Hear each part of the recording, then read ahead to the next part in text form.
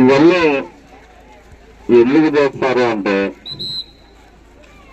మట్టిలో మాణిక్యాన్ని వెతికే ప్రయత్నం ఈరోజు మరి గ్రామ స్థాయి నుంచి స్కూళ్లలో ఎవరైతే ప్రతిభ కలిగిన మరి క్రీడాకారులు ఉంటారో వాళ్ళందరినీ బయటకు తీసుకురావాలి.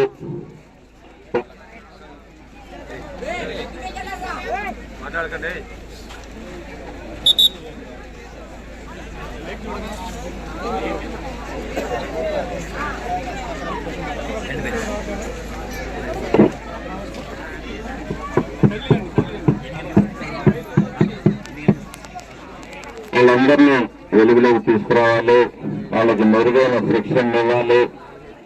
మరి సుమారు 150 కోట్ల విజయం గల భారతదేశం ఈరోజు క్రీడల్లో వెనుకబడింది.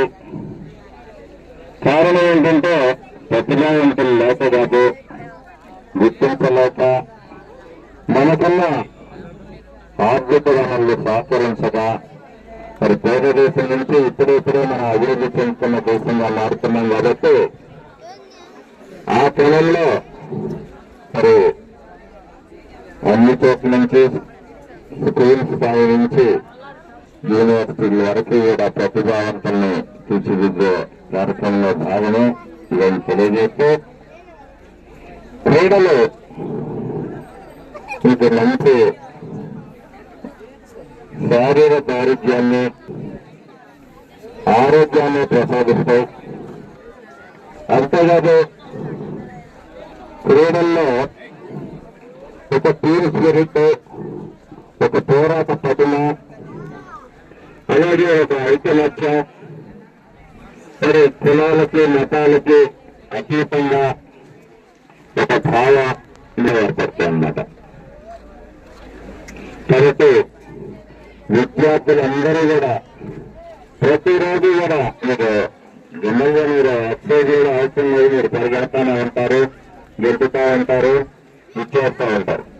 ఒక ఆటలో మరి పాల్గొనడం ద్వారా శరీరానికి కొంత శ్రమ కలగటం ద్వారా మరి ఆరోగ్యవంతులుగా తీర్చిదిద్దబడతారు.